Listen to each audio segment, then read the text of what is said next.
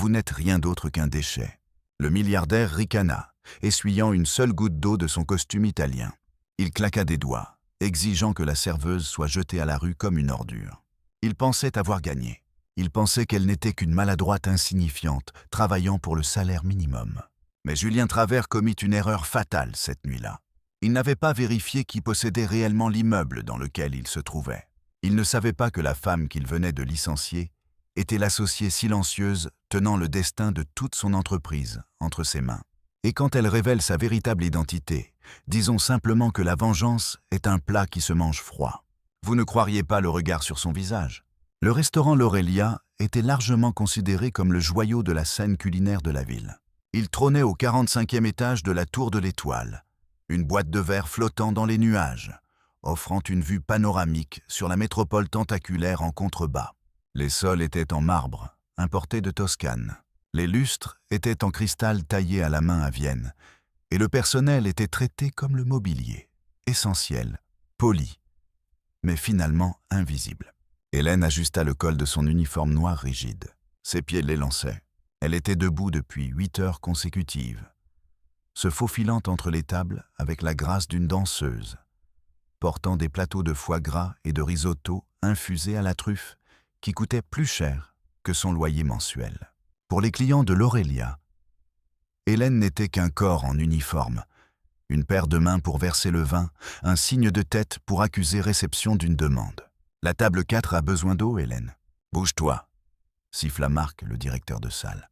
Marc était un homme qui transpirait abondamment, même quand la climatisation tournait à plein régime. Il avait peur de tout, surtout des propriétaires de l'entreprise qui venaient une fois par trimestre pour inspecter les livres. « J'y vais, Marc », dit Hélène, la voix calme. Elle écarta une mèche de cheveux châtains derrière son oreille et saisit une carafe en cristal givré. Personne ne regardait Hélène 2 fois. Pourquoi le ferait-il? Elle ne portait aucun maquillage. Ses cheveux étaient attachés en un chignon sévère, et son comportement était soumis. Mais si quelqu'un avait regardé de plus près ses yeux, d'un noisette frappant et intelligent, il aurait pu remarquer qu'elle ne se contentait pas de servir. Elle étudiait.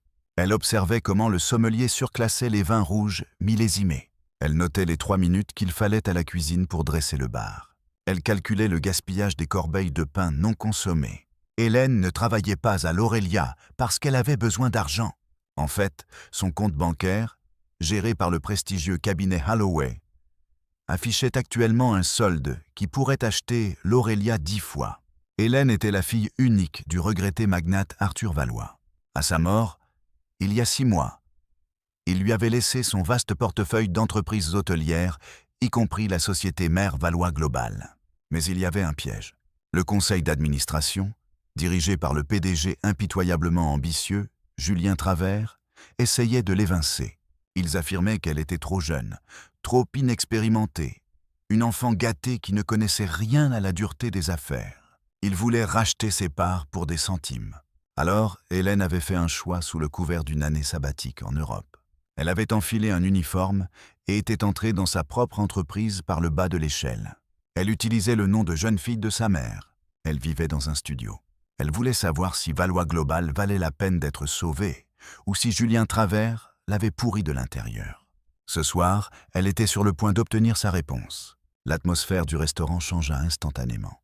C'était un changement subtil, comme la pression atmosphérique qui chute avant une tempête. Le faible bourdonnement des conversations s'arrêta. Les têtes se tournèrent. « Il est là », murmura Marc, son visage perdant toute couleur. « Tout le monde se tient prêt. Si je vois un seul pli sur une serviette, vous êtes licencié. » Julien Travers entra dans le restaurant. C'était un homme qui ne se contentait pas d'entrer dans une pièce. Il l'envahissait, grand, avec des cheveux de la couleur de minuit et des yeux comme des éclats de glace. Il portait un costume gris anthracite sur mesure, qui coûtait plus cher qu'une berline de luxe. Il était beau, indéniablement, mais c'était une beauté cruelle. Des angles vifs, une mâchoire qui semblait pouvoir broyer la pierre, et un ricanement qui semblait gravé en permanence sur ses lèvres. Il était accompagné d'un petit entourage, 2 assistants nerveux et une femme en robe rouge, qui ressemblait plus à un trophée qu'à une compagne. « Monsieur Travers », couina Marc, se précipitant en avant et s'inclinant bas. « Nous ne vous attendions pas avant la semaine prochaine. » Julien ne le regarda même pas. Il balaya la pièce d'un regard dégoûté. « Je n'ai pas besoin d'un rendez-vous pour visiter mon propre établissement, n'est-ce pas ?»« Bien sûr que non, monsieur. Bien sûr que non. S'il vous plaît. La meilleure table près de la fenêtre est libre. » Julien passa devant lui, bousculant légèrement l'épaule de Marc. Il s'assit, n'attendant pas qu'on lui tire sa chaise. La femme en rouge s'assit en face de lui, l'air ennuyé. « De l'eau !» aboya Julien. Il ne fit aucun signe à un serveur. Il dit simplement le mot à l'air, s'attendant à ce que l'univers s'exécute. Hélène était la plus proche. Elle sentit un nœud froid d'anticipation dans son estomac. C'était l'homme qui l'avait traité d'enfant incompétente dans un courriel blasé qu'elle avait lu secrètement. C'était l'homme qui essayait de voler l'héritage de son père. Elle s'approcha de la table, la carafe lourde dans sa main. « Bonsoir, monsieur », dit-elle, la voix ferme. Julien ne leva pas les yeux de son téléphone. « Pétillante. Et apportez le Rothschild 95. S'il a été oxydé, je le déduirai du salaire de votre directeur. Nous n'avons que de l'eau plate dans la carafe, monsieur. Je vais chercher une bouteille d'eau pétillante immédiatement, » dit poliment Hélène. Julien leva enfin les yeux. Ses yeux plongèrent dans les siens. Il n'y eut aucune reconnaissance, seulement de l'agacement. « Ai-je demandé une explication ?»« J'ai demandé de l'eau. Allez-y. » Hélène serra la mâchoire, fit un bref signe de tête et se tourna. Alors qu'elle pivotait, un commis, pressé de débarrasser une table voisine, heurta son coude. Ce fut une collision minuscule, à peine une bousculade, mais ce fut suffisant. La carafe en cristal s'inclina. Une éclaboussure d'eau glacée, pas plus de quelques cuillères à soupe, décrivit un arc de cercle dans l'air et atterrit carrément sur la manche du costume anthracite sur mesure de Julien Travers. Le silence qui suivit fut assourdissant. C'était comme si le monde entier s'était arrêté de tourner. Pendant 3 secondes, personne ne respira. L'eau assombrit instantanément le tissu coûteux de la manche du costume. Julien regarda la tache humide, puis il regarda Hélène. Son visage ne devint pas rouge de colère. Il devint mortellement, terriblement pâle. « Je suis tellement désolé, monsieur, » dit Hélène, tendant la main vers la serviette sur son bras. « Laissez-moi vous aider. »« Ne me touchez pas !» hurla Julien. Le son fit écho contre les parois de verre, faisant lâcher leur fourchette aux clients situés 3 tables plus loin. Il se leva si brusquement que sa chaise se renversa avec fracas. Il dominait Hélène, utilisant chaque centimètre de sa taille pour l'intimider. « Avez-vous la moindre idée de ce que vous venez de faire ? Savez-vous qui je suis ? C'était un accident, monsieur. On m'a bousculé. Je me fiche qu'un tremblement de terre ait frappé l'immeuble, » cria Julien. Il arracha la serviette de sa main et la jeta par terre. « Regardez ça, c'est du cachemire italien. C'est ruiné. Je paierai pour le nettoyage à sec, monsieur, » proposa Hélène, gardant la tête baissée pour cacher la rage brûlante dans ses yeux. Julien rit. C'était un rire froid et sec. « Vous payez pour ça ? Vous ne pourriez pas vous offrir le fil avec lequel ce costume est cousu en 1 année de service. » Marc, le directeur, apparut aux côtés de Julien, tremblant comme une feuille. « Monsieur Travers, je suis tellement désolé. Elle est nouvelle, elle est maladroite. Je vais m'en occuper. » Julien ignora Marc et garda ses yeux fixés sur Hélène. Il s'approcha, envahissant son espace personnel. « Regardez-vous, » ricana-t-il, sa voix tombant en un sifflement venimeux qui portait à travers la pièce silencieuse. « Pathétique. Vous vous promenez ici dans votre uniforme bon marché, prétendant faire partie d'un monde auquel vous n'appartenez pas. Vous n'êtes rien. » Hélène soutint son regard. C'était une erreur. Les serveuses n'étaient pas censées avoir du feu dans les yeux. « J'ai fait une erreur, monsieur Travers, » dit Hélène, sa voix étonnamment forte. « Mais tout le monde fait des erreurs, même les PDG. » L'air quitta la pièce. Marc avait l'air d'être sur le point de s'évanouir. Les yeux de Julien se rétrécirent. « Qu'est-ce que vous venez de me dire ?»« J'ai dit, » articula clairement Hélène, « que c'était un accident. Il n'y a pas besoin de faire une scène. »« Une scène ?» Le visage de Julien se tordit. « Je possède cet endroit. Je suis la scène. Et vous ? Vous n'êtes qu'un déchet, une ordure. Vous êtes la saleté sous ma chaussure. » Il se tourna vers Marc. « Sortez cette ordure de ma vue. Licenciez-la immédiatement. Et assurez-vous qu'elle ne travaille plus jamais dans cette ville. Je veux qu'elle soit sur liste noire dans tous les restaurants à 100 km à la ronde. »« Oui, monsieur Travers. » Tout de suite. Marc saisit brusquement le bras d'Hélène. « Allez, va chercher la clé de ton casier. » « C'est fini. » Hélène dégagea son bras de la prise de Marc. Elle redressa sa colonne vertébrale. Elle regarda Julien Travers, gravant son visage dans sa mémoire. Elle vit l'arrogance, la cruauté, l'absolue certitude qu'il était intouchable. « Vous me licenciez ?» demanda calmement Hélène. « Je vous jette, » corrigea Julien, se rasseyant et faisant signe à un nouveau serveur. « Maintenant, sortez avant que je ne fasse intervenir la sécurité pour vous traîner dehors. » La femme en robe rouge gloussa. « Il est si difficile de trouver du bon personnel de nos jours, n'est-ce pas, chérie ?» Hélène prit une profonde inspiration. Elle détacha son tablier.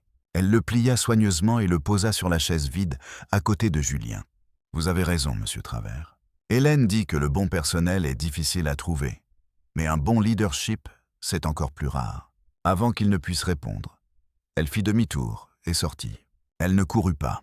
Elle ne pleura pas. Elle marchait avec une grâce royale qui semblait déplacée pour une serveuse licenciée. Elle traversa la cuisine, ignorant les regards compatissants des chefs. Elle sortit par la porte arrière et entra dans l'air frais de la nuit. Une fois seule dans la ruelle, elle n'appela pas sa mère.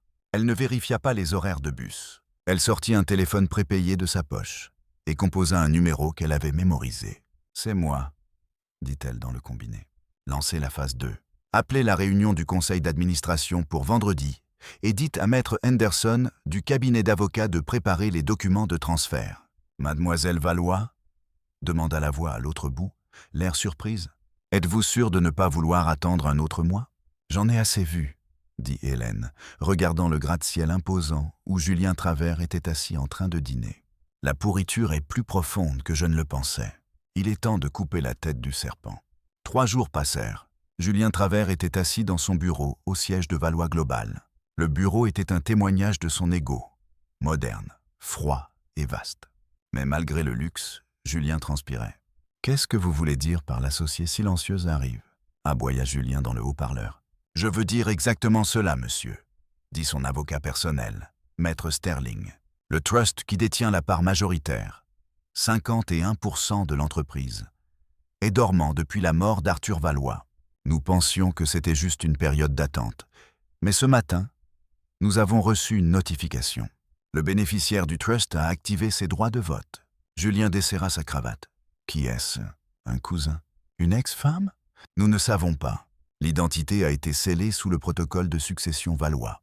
Tout ce que nous savons, c'est qu'ils ont convoqué une réunion d'urgence du conseil d'administration pour demain matin. Et le point à l'ordre du jour est une seule ligne. Examen de la direction exécutive. » Julien frappa son poing sur le bureau en acajou. « Ils ne peuvent pas faire ça. Je viens de conclure l'accord sur l'expansion à Dubaï. L'action est en hausse de 4%. L'actionnaire majoritaire peut faire ce qu'il veut, Julien. Il vous possède. » Julien raccrocha le téléphone. Il fit les 100 pas dans la pièce.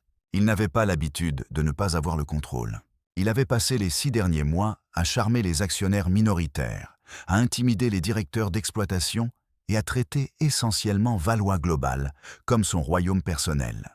Il avait supposé que l'héritier d'Arthur Valois était un parent éloigné qui se contenterait d'encaisser les chèques et de rester à l'écart. Il se dirigea vers la fenêtre. Il avait besoin d'une distraction. Il avait besoin d'affirmer sa domination quelque part. Il repensa à l'incident de l'Aurélia il y a 3 nuits. Cette serveuse, la façon dont elle l'avait regardé, cela le dérangeait encore. La plupart des gens s'effondraient quand il criait. Elle l'avait simplement absorbé. Cela semblait inachevé. Il appuya sur l'interphone. « Sarah, passez-moi le directeur de l'Aurélia maintenant. » Un instant plus tard, Marc était au bout du fil. « Monsieur Travers, quel honneur. Comment puis-je vous aider ?»« Cette fille, » interrompit Julien. « Celle que j'ai licenciée, est-elle revenue chercher son chèque ?»« Non, monsieur. Nous ne l'avons pas vue. »« Bien. Si elle se présente, dites-lui que je déduis le coût du nettoyage du costume de son dernier salaire. Je veux qu'elle sache que l'incompétence a un prix. » C'est comme si c'était fait, monsieur Travers. Julien sourit. C'était mieux ainsi. Mesquin peut-être, mais satisfaisant. Il aimait écraser les fourmis. Cela lui donnait l'impression d'être un dieu. Le vendredi matin arriva avec une pluie torrentielle. Le ciel était d'un violet meurtri, jetant une lumière sombre sur la ville. La salle de conférence de Valois Global était comble. 12 hommes et femmes en costumes coûteux étaient assis autour de la longue table ovale. L'air était chargé de tension. Les rumeurs allaient bon train. L'entreprise était-elle vendue? Y avait-il une prise de contrôle hostile? Julien était assis en bout de table, projetant un calme qu'il ne ressentait pas. Il vérifia sa montre. 9 heures pile. Très bien, dit Julien, frappant ses mains l'une contre l'autre. Finissons-en. Quel que soit ce représentant, il est en retard et j'ai une entreprise à diriger. Les lourdes portes en chêne au bout de la pièce s'ouvrirent. 2 agents de sécurité entrèrent, tenant les portes grandes ouvertes. Puis un avocat entra. Maître Henderson, l'exécuteur testamentaire d'Arthur Valois. « Bonjour, mesdames et messieurs, » dit Henderson d'un ton grave. « Je m'excuse pour le retard. Le trafic était atroce. Allez droit au but, Henderson, » lança Julien. « Qui est le mandataire? À qui avons-nous affaire? »« Pas un mandataire, monsieur Travers, » dit Henderson, s'écartant. « La propriétaire ?» Une femme entra dans la pièce. Elle portait un tailleur pantalon blanc cintré qui lui allait comme une seconde peau.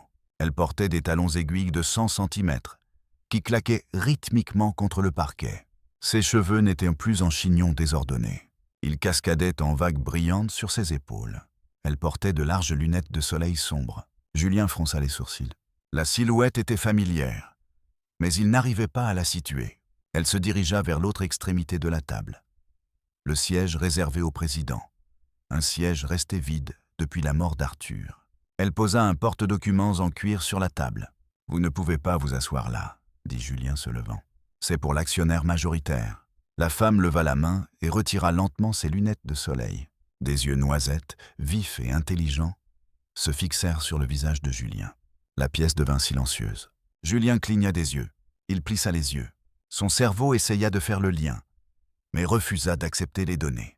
C'était la serveuse. C'était l'ordure. « Bonjour, Julien, » dit Hélène Valois, sa voix lisse comme de la soie, mais tranchante comme un couteau. « Je crois que vous avez quelque chose qui m'appartient. » Ma chaise.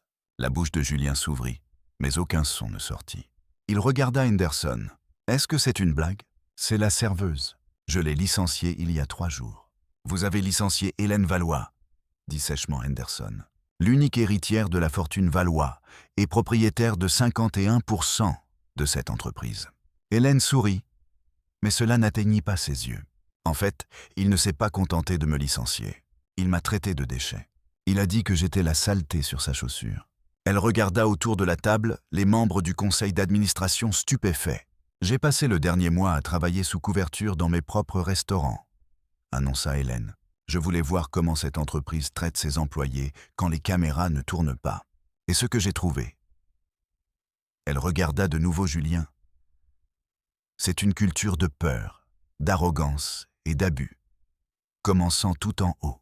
Maintenant, attendez une minute, » bégaya Julien, son visage devenant d'un rouge tacheté. « Vous m'avez piégé. Vous avez joué un jeu. Ce n'est pas une pratique commerciale loyale. »« Loyale » rit Hélène. « Vous vouliez déduire mon salaire pour une facture de pressing, Julien. Vous voulez parler de loyauté ?» Elle ouvrit son porte-documents et en sortit un dossier épais. « Ceci, » dit-elle en jetant le dossier sur la table, « est un compte-rendu de chaque interaction que j'ai observée. Chaque violation du code de la santé ignorée pour économiser de l'argent. Chaque membre du personnel maltraité verbalement, et plus intéressant encore. Quelques divergences dans les comptes de Dubaï, qui suggèrent que quelqu'un a détourné des fonds. » La salle eut un haut le cœur. « C'est un mensonge, » hurla Julien. « Elle ment. Ce n'est qu'une petite fille vindicative. »« Asseyez-vous, Julien, » ordonna Hélène. L'autorité dans sa voix était absolue. Ce n'était pas la voix d'une serveuse. C'était la voix d'un PDG. Julien s'assit. Il avait l'air d'avoir reçu un coup de poing dans l'estomac. « Nous avons beaucoup de choses à discuter, » dit Hélène, prenant place en bout de table. « Mais d'abord, je pense que nous avons besoin de rafraîchissement. Julien, cela vous dérangerait-il de m'apporter un verre d'eau ?» Julien la dévisagea. « Quoi ? » « De l'eau, » répéta Hélène, pétillante. « Et assurez-vous qu'elle soit bien froide. Si vous en renversez, eh bien, nous devrons peut-être le déduire de vos indemnités de départ. » Le silence dans la salle de conférence après la demande d'eau d'Hélène n'était pas le silence de la soumission. C'était le silence d'une mèche qui brûle. Julien Travers n'alla pas chercher l'eau. Il n'explosa pas. Pas cette fois. Au lieu de cela, un masque de calme terrifiant s'installa sur son visage. Il lissa ses cheveux sombres, ajusta ses boutons de manchette et regarda les membres du conseil, ignorant totalement Hélène. « Mesdames et messieurs, » dit Julien, sa voix tombant en un baryton conspirateur. « Je pense que nous voyons tous ce qui se passe ici. C'est une tragédie. » Il se tourna vers Hélène, la regardant avec une pitié feinte. « Hélène, ma chère, je comprends que vous soyez en deuil. Votre père était un grand homme, mais cette mise en scène théâtrale, se déguiser en servante, espionner les employés, cela respire l'instabilité. »« Instabilité ?» répliqua Hélène, ses mains agrippant le bord de la table en acajou. J'appelle cela de la diligence raisonnable, Julien. J'appelle cela une dépression nerveuse, rétorqua calmement Julien. Il sortit un document de son propre dossier. L'article 14, section B des statuts de l'entreprise, stipule qu'un actionnaire majoritaire peut être temporairement suspendu de ses droits de vote s'il est jugé mentalement ou émotionnellement compromis d'une manière qui met en danger l'avenir de l'entreprise. Il regarda autour de la table. Nous sommes sur le point de fusionner avec le groupe Alphaed à Dubaï. Un accord d'une valeur de 2 milliards d'euros. Voulons-nous vraiment confier les rênes à une jeune femme qui passe ses nuits à verser de l'eau et à se disputer avec les clients? Une femme qui n'a aucune expérience en entreprise. Les membres du conseil d'administration s'agitèrent inconfortablement. Hélène observa leur visage. Elle reconnut ce regard. C'était la peur. Julien ne se contentait pas de diriger l'entreprise. Il possédait ces gens. Il connaissait leurs secrets. Il gonflait leurs bonus. J'ai les rapports de comptabilité légale, dit Hélène, tapotant le dossier qu'elle avait apporté. Julien a détourné de l'argent. Fabrication, interrompit bruyamment Julien. Hallucination désespérée d'une fille qui n'est pas à sa place. Je propose un vote immédiat de défiance quant à la capacité de mademoiselle Valois à diriger. Nous plaçons les droits de vote du trust sous une curatelle temporaire. Je me porte volontaire pour la diriger. Vous ne pouvez pas faire ça, objecta maître Henderson. Elle est la propriétaire légitime. Regardez-moi faire, ricana Julien. Tous ceux qui sont pour? Hélène regarda avec horreur les mains commencer à se lever lentement, à contre-cœur, mais elles se levaient. 1, 2, 4, 7. Julien avait la majorité du conseil dans sa poche. La motion est adoptée, dit Julien, un sourire narquois sur les lèvres. Sécurité, veuillez escorter mademoiselle Valois hors de l'immeuble. Elle n'est plus autorisée à se trouver sur les lieux. Hélène sentit le sang quitter son visage. Elle avait abattu son atout, son identité. Mais elle avait sous-estimé la profondeur de la corruption. Elle n'avait pas affaire à un homme d'affaires. Elle avait affaire à un gangster en costume. « Vous le regretterez », murmura Hélène, rassemblant ses dossiers. « J'en doute », répondit Julien, se penchant tout près pour qu'elle seule puisse l'entendre. « Retournez servir des tables, ma chérie. C'est tout ce que vous savez faire. » Hélène sortit de la salle de conférence, la tête haute. Mais à l'intérieur, elle s'effondrait. Elle avait perdu la première bataille. Elle prit l'ascenseur jusqu'au hall, l'esprit en ébullition. Elle avait besoin d'aide. Elle avait besoin de quelqu'un qui connaissait le jeu mieux que Julien, mais qui n'avait pas peur de lui. En sortant de l'ascenseur, un homme l'attendait. Il était appuyé contre un pilier de marbre, vérifiant une montre à gousset en argent. Il était plus âgé que Julien. Peut-être la fin de la trentaine, avec des cheveux poivre et sel et un costume taillé avec une précision qui faisait paraître celui de Julien, comme sortant d'un prêt-à-porter. « Réunion difficile ?» demanda l'homme. Sa voix était grave, rocailleuse et amusée.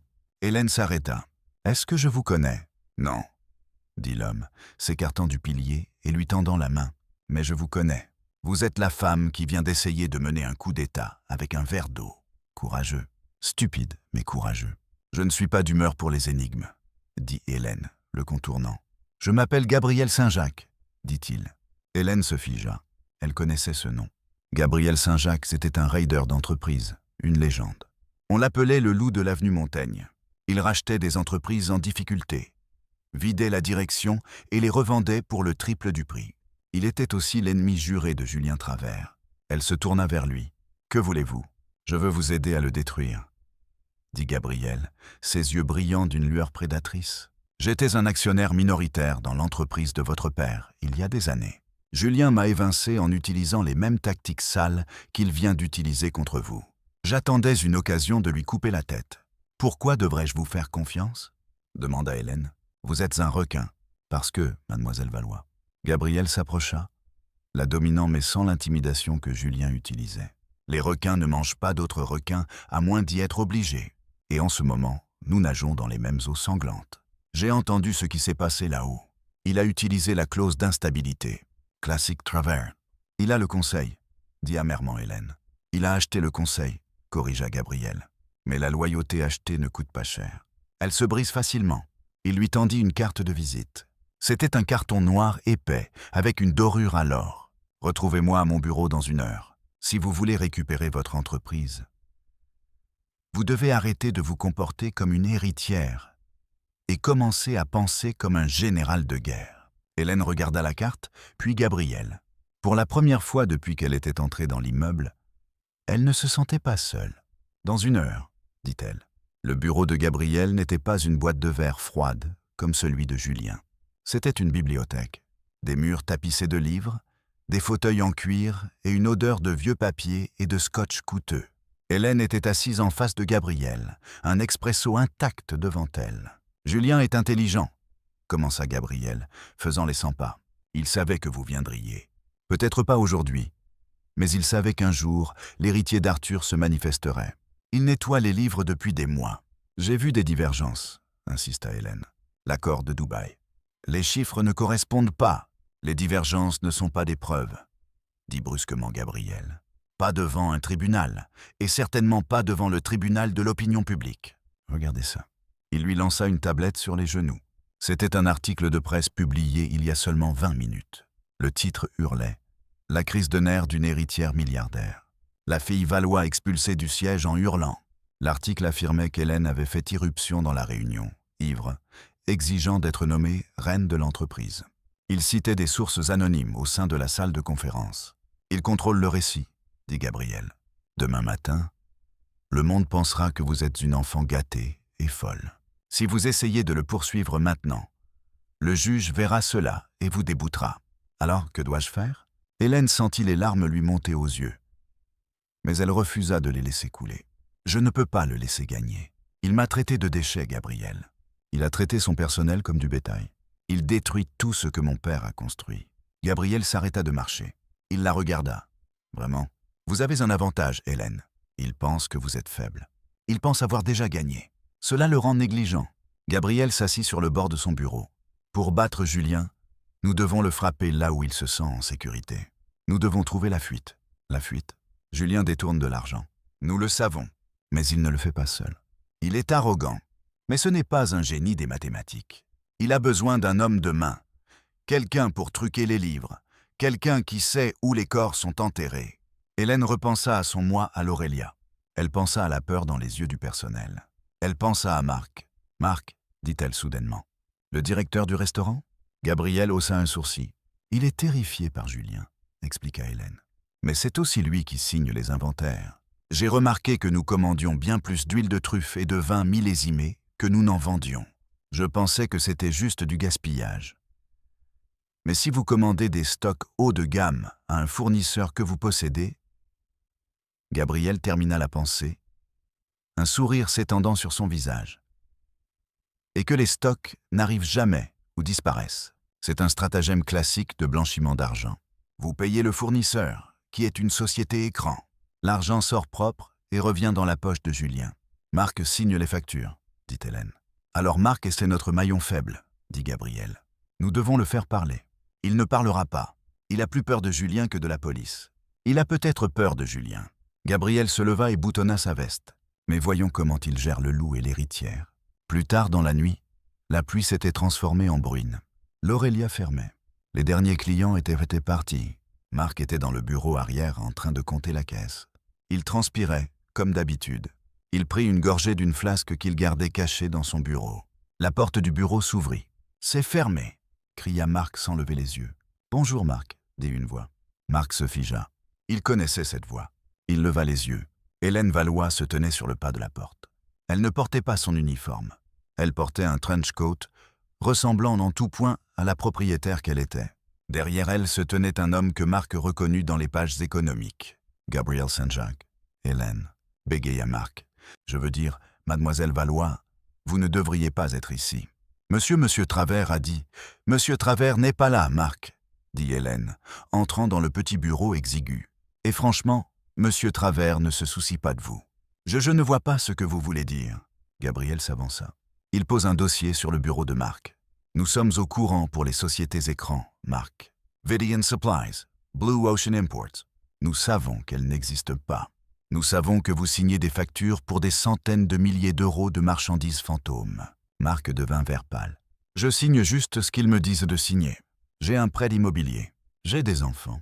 Et c'est exactement pourquoi Julien vous a choisi, » dit doucement Hélène. Elle contourna le bureau. « Parce que vous êtes vulnérable. Parce que vous êtes loyal par peur. Mais répondez-moi à ceci, Marc. Si le fisc vient frapper ou la brigade financière, qui pensez-vous que Julien va blâmer? Lui-même ou le directeur dont la signature figure sur chaque document frauduleux? La main de Marc trembla violemment. Il tendit la main vers sa flasque, mais la renversa. « Il vous tend un piège, Marc, » dit Gabriel, sa voix dure. « Il est le PDG. Il peut plaider l'ignorance. Il peut dire qu'un directeur véreux détournait des fonds. Vous irez en prison pour 20 ans. Julien ira à Saint-Tropez. » Marc mit sa tête dans ses mains. « Il va me tuer. Il va me ruiner. Il vous ruine déjà, » dit Hélène. Elle s'agenouilla pour être à sa hauteur. « Aidez-nous, Marc. Donnez-nous le grand livre. Le vrai grand livre. Celui que vous gardez pour vous protéger. » Marc leva les yeux, les larmes aux yeux. « Comment avez-vous su? »« Parce que vous êtes intelligent, Marc, » mentit Hélène. « Vous ne feriez pas cela sans une police d'assurance. » Marc hésita pendant un long moment agonisant. Puis il chercha sous son bureau. Il souleva une lame de parquet lâche. Un cliché, mais efficace. Du creux poussiéreux, il récupéra une clé USB noire. « Tout est là, » murmura Marc. L'inventaire réel par rapport aux factures. Les virements bancaires vers les îles Caïmans.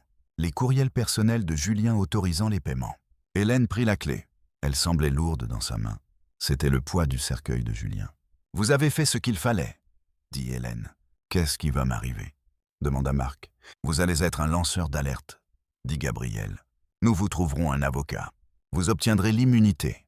Et peut-être que quand tout cela sera fini, un emploi dans une entreprise qui vous respecte. » Hélène et Gabriel sortirent du restaurant, la clé USB en sécurité dans la poche d'Hélène. « Nous le tenons, » dit Hélène, l'adrénaline coulant dans ses veines. « Nous pouvons aller à la police maintenant. »« Non, » dit Gabriel, l'arrêtant sur le trottoir. La pluie lissait ses cheveux. Il la regarda avec une intensité qui lui coupa le souffle. Les enquêtes policières prennent des mois. Julien a des avocats qui peuvent faire traîner cela pendant des années. Au moment où un tribunal verra cela, il aura vidé l'entreprise et se sera enfui dans un pays sans extradition. Alors que faisons-nous? Gabriel sourit. Le gala annuel de Valois Global a lieu demain soir. Chaque actionnaire, chaque journaliste, chaque membre du conseil sera présent. Julien prévoit d'y annoncer la fusion de Dubaï. Nous gâchons la fête, réalisa Hélène. Nous ne nous contentons pas de la gâcher, corrigea Gabriel. Nous la réduisons en cendres publiquement, de façon irréversible. Il tendit la main et essuya une goutte de pluie sur la joue d'Hélène. C'était un geste intime, les surprenant tous les deux. « Vous avez besoin d'une robe, » dit Gabriel, sa voix descendant d'une octave. « Une robe qui dise que vous n'êtes pas seulement venu pour jouer. Vous êtes venu pour conquérir. » Hélène ressentit une bouffée de chaleur qui n'avait rien à voir avec la colère. « Je pense pouvoir trouver quelque chose. »« Bien, » dit Gabriel. « Je passerai vous prendre à 19h. Demain, Julien Travers apprendra qu'il n'a pas seulement insulté une serveuse. Il a insulté la reine. La grande salle de bal de l'hôtel Ritz était une mer de soie, de diamants et de cravates noires. C'était l'événement social de la saison. Un quatuor à cordes jouait du Mozart dans un coin. Le champagne coulait à flots. Julien Travers se tenait au centre de la pièce, le roi de son domaine.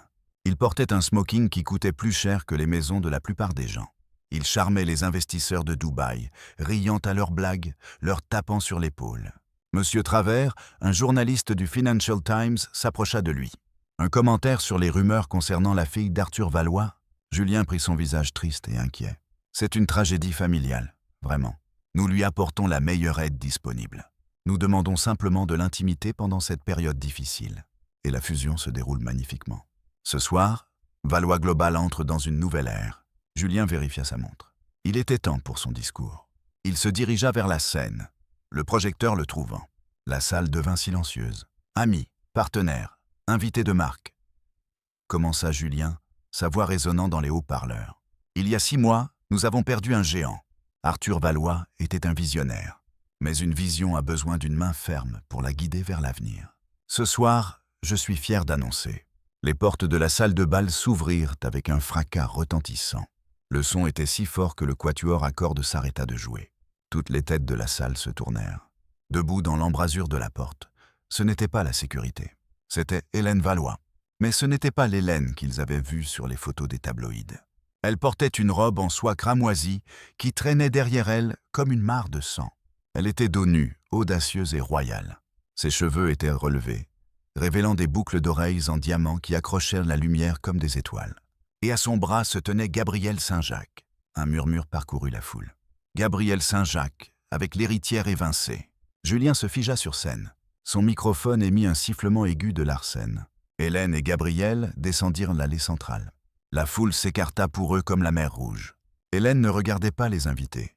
Elle gardait ses yeux fixés sur Julien. « Je suis désolé de vous interrompre, Julien. » La voix d'Hélène retentit. Elle n'avait pas de microphone, mais elle n'en avait pas besoin.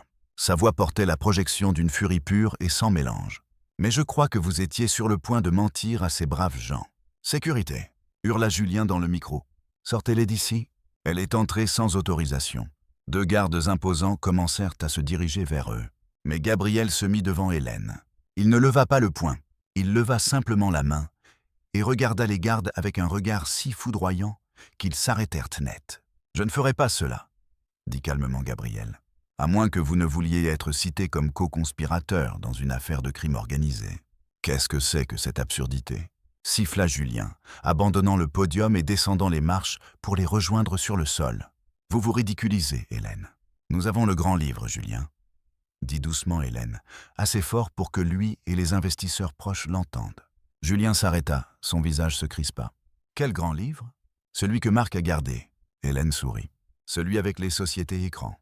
Vidian, Blue Ocean, les comptes aux Caïmans. » Le visage de Julien devint blanc. Il essaya de rire. « Marc, cet ivrogne. Tout ce qu'il vous a donné est un faux. Personne ne croira un employé mécontent et une malade mentale. Ils ne croiront peut-être pas eux, intervint Gabriel, mais ils croiront l'écran derrière vous. » Julien fit volte-face. L'écran de projection massif derrière la scène qui affichait le logo de Valois Global vacilla. Soudain, il changea. Ce n'était pas un tableur. C'était une vidéo. C'était une image de sécurité granuleuse du bureau du restaurant. Mais l'audio était limpide. La voix de Julien sur la vidéo. « Je me fiche de la façon dont tu le caches, Marc. Déplace simplement l'argent. Si les auditeurs demandent, dis-leur que la cargaison de truffes a pourri. J'ai besoin de ces 2 millions pour la compte sur le nouveau yacht d'ici vendredi. » La salle eut un haut le cœur. Les investisseurs de Dubaï firent un pas en arrière collectif. Puis un autre document apparut sur l'écran. Une chaîne de courriels. Objet. Éliminer l'héritière. Le courriel de Julien. Nous devons la déclarer inapte. Trouver un médecin qui témoignera qu'elle est bipolaire. Je me fiche de ce que ça coûte. Si elle prend le contrôle, nous sommes tous morts. Le silence dans la pièce était absolu. C'était le silence d'une carrière qui s'achève, d'une réputation qui meurt. Hélène s'approcha de Julien. Il tremblait maintenant. « Vous m'avez traité de déchet, » dit Hélène, sa voix tremblant sous l'émotion qu'elle s'autorisait enfin à montrer. « Vous avez dit que je n'étais rien. Mais vous avez oublié une chose, Julien. Les déchets sont ce que l'on jette. Moi, je suis celle qui les ramasse. » Elle se tourna vers la foule. « Je m'appelle Hélène Valois. Je suis l'actionnaire majoritaire de Valois Global. » Et à partir de ce moment, Julien Travers est relevé de ses fonctions de PDG, avec effet immédiat pour motif de faute grave, détournement de fonds et fraude. Elle pointa le fond de la salle. « Et je crois que les messieurs en costume sombre, près de la sortie, aimeraient ne vous dire un mot. » Julien regarda derrière lui. 4 agents de la brigade financière poussaient à travers la foule. Julien regarda Hélène. Il n'y avait plus d'arrogance, seulement de la peur. « Hélène, s'il te plaît, nous pouvons arranger ça. » « Je peux expliquer. Vous vouliez de l'eau, Julien ?» Hélène saisit un verre de champagne sur le plateau d'un serveur qui passait. Elle envoya le contenu directement sur son visage. « Prenez un verre à ma santé. » L'arrestation de Julien Travers ne fut pas digne. Il n'y eut pas de marche au ralenti vers le panier à salade, la tête haute. Il y eut des cris, il y eut des marchandages. À un moment donné, il essaya de bousculer un agent, ce qui lui valut d'être plaqué sur le tapis moelleux de la salle de bal de l'hôtel Ritz sous les yeux des investisseurs de Dubaï. Alors qu'il était emmené menotté, criant qu'il poursuivrait tout le monde dans la salle, le silence qu'il laissa derrière lui était pesant. Hélène se tenait sur la piste de danse, sa poitrine se soulevant. L'adrénaline commençait à retomber, remplacée par une fatigue profonde. Elle sentit une main sur le bas de son dos. Elle était chaude et ferme. « Vous avez oublié une tâche ?» chuchota Gabriel, désignant la flaque de champagne sur le sol où Julien s'était tenu. Hélène laissa échapper un court rire essoufflé. « Je vais demander au concierge de s'en occuper. Après tout, je suis la PDG maintenant. Je ne nettoie pas les dégâts. J'ordonne qu'on les nettoie. C'est l'esprit. » Gabriel sourit. Le regard prédateur avait disparu de ses yeux, remplacé par une admiration sincère. « Vous avez bien joué, petite. Vous ne lui avez pas seulement pris sa soirée. Vous avez renversé tout l'échiquier. Les semaines suivantes furent un tourbillon d'avocats, de conférences de presse et de gestion de crise. Le scandale du détournement de fonds de Julien était la plus grosse information du pays. L'action de Valois Global chuta, puis remonta alors que le récit changeait. Ce n'était plus l'histoire d'une entreprise corrompue. C'était l'histoire d'une héritière héroïque faisant le ménage. Hélène ne se reposa pas. Lors de son premier jour officiel en tant que PDG, elle entra dans la salle de conférence, la même pièce où ils avaient voté son éviction. Les chaises étaient occupées par les mêmes membres du conseil. Ils avaient l'air terrifiés. Ils avaient vu les nouvelles. Ils savaient que Julien risquait 20 ans pour fraude et blanchiment d'argent. Hélène se tenait en bout de table. Elle ne s'assit pas. « J'ai revu le procès-verbal de la dernière réunion », dit Hélène, sa voix résonnant dans la salle silencieuse. « La réunion où vous avez voté pour me dépouiller de mes droits sur la base des mensonges d'un criminel. Mademoiselle Valois, bégaya l'un des membres du conseil, un homme nommé Sterling. Nous avons été induits en erreur. Julien nous a tous trompés. Nous étions des victimes, nous aussi. Victims? Hélène haussa un sourcil. Vous n'étiez pas des victimes, monsieur Sterling. Vous étiez des complices. Vous avez pris les bonus. Vous avez regardé ailleurs quand les chiffres de l'inventaire ne correspondaient pas. Vous avez choisi la voie de la facilité parce qu'elle était rentable. Elle fit signe à la porte. Des agents de sécurité entrèrent, portant des cartons. Je dissous le conseil d'administration actuel. Avec effet immédiat, annonça Hélène. Vous êtes tous licenciés. Vos indemnités de départ ont été refusées pour négligence grave. La sécurité va vous escorter dehors. Vous avez 10 minutes pour vider vos bureaux. Vous ne pouvez pas faire ça, cria Sterling en se levant. C'est un massacre. Non, dit froidement Hélène. C'est une rénovation. Alors que les anciens directeurs étaient escortés dehors, protestant et menaçant de poursuites qu'ils ne gagneraient jamais. Hélène s'assit enfin dans le fauteuil de son père. Il semblait grand, il semblait lourd, mais il lui allait bien. La porte s'ouvrit et Gabriel entra. Il portait 2 cafés. Un peu dramatique, n'est-ce pas ? Demanda-t-il, posant une tasse devant elle. Il devait partir, dit Hélène en prenant une gorgée. J'ai besoin de gens en qui je peux avoir confiance. En parlant de cela, elle le regarda. J'ai un poste vacant de directeur des opérations. Quelqu'un qui sait où nagent les requins, mais qui ne mord pas les gentils. Gabriel rit, s'asseyant sur le bord de la table. Moi, travailler pour une Valois ? J'ai passé toute ma carrière à combattre le monopole de votre famille.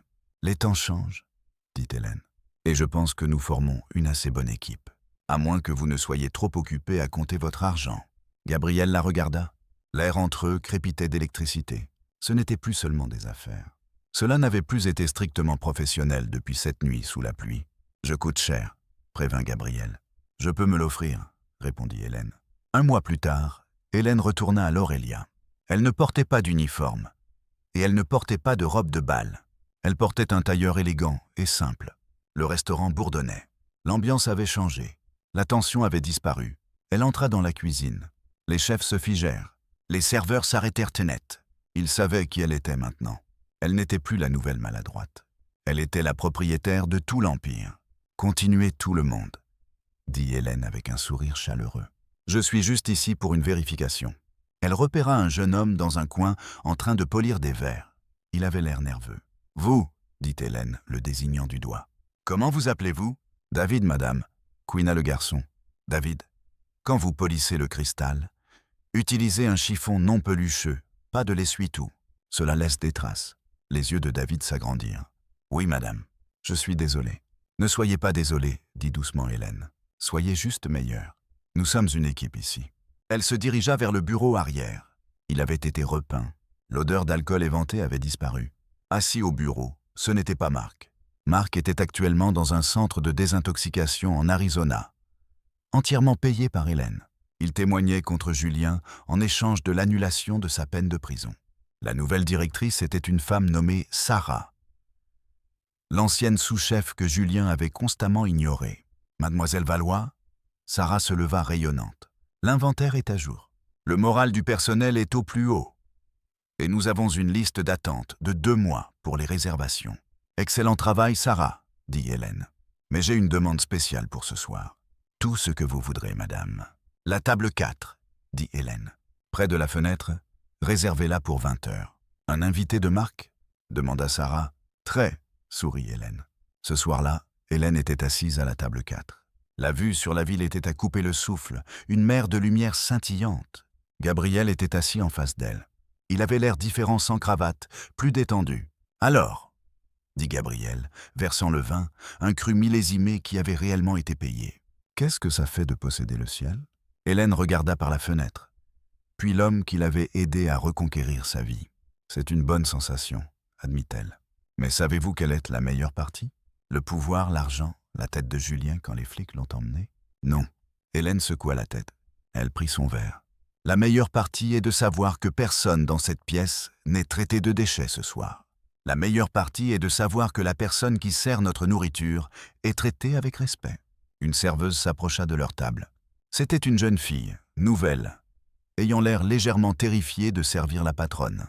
Sa main trembla alors qu'elle posait la corbeille de pain et un graissin tomba sur la nappe.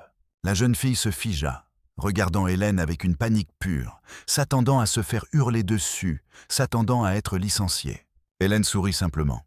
Elle ramassa le graissin et en prit une bouchée. « Ça arrive, » dit Hélène à la jeune fille. « Respirez. Vous vous en sortez très bien. » La jeune fille expira, un regard d'immense soulagement envahissant son visage. « Merci, mademoiselle Valois. » Alors que la jeune fille s'éloignait, Gabriel leva son verre. « À la souveraine silencieuse, porta-t-il en toast. » Hélène fit teinter son verre contre le sien. « Au loup, » répondit-elle. Ils burent. Et alors que les lumières de la ville scintillaient sous eux, Hélène Valois savait que le château de Verre n'était plus une prison. C'était une maison, et elle en était enfin véritablement la reine. Et c'est l'incroyable histoire de la souveraine silencieuse. Il est difficile de ne pas ressentir un sentiment de justice en regardant le château de cartes de Julien Travers s'effondrer. Il pensait pouvoir piétiner les petites gens sans jamais réaliser que la femme qu'il traitait de déchet détenait en réalité les clés de tout son royaume. C'est un puissant rappel pour tous ceux qui nous regardent. La gentillesse ne coûte rien, mais l'arrogance peut tout vous coûter. Hélène a prouvé que la vraie force n'est pas de savoir crier fort, mais de savoir se battre pour ce qui est juste. J'ai une question pour vous tous. Qu'avez-vous pensé de la dynamique entre Hélène et Gabriel? Pensez-vous que des rivaux commerciaux font les meilleurs couples de pouvoir, ou était-ce trop risqué de lui faire confiance? De plus, je veux entendre votre verdict sur Marc. Méritait-il cette seconde chance pour avoir remis les preuves? Ou aurait-il dû aller en prison aux côtés de Julien? Laissez vos réflexions honnêtes dans les commentaires ci-dessous. Si vous avez apprécié ces montagnes russes de vengeance, de trahison et de douce justice, s'il vous plaît, donnez à cette vidéo un grand pouce bleu. Vos mentions j'aime nous aident tellement et me disent exactement quel genre d'histoire vous voulez entendre ensuite. Assurez-vous de cliquer sur le bouton d'abonnement et de sonner la cloche de notification pour être le premier informé de la sortie de notre prochain drame. Partagez cette vidéo avec quelqu'un qui aime les belles histoires de revanche. Merci d'avoir regardé.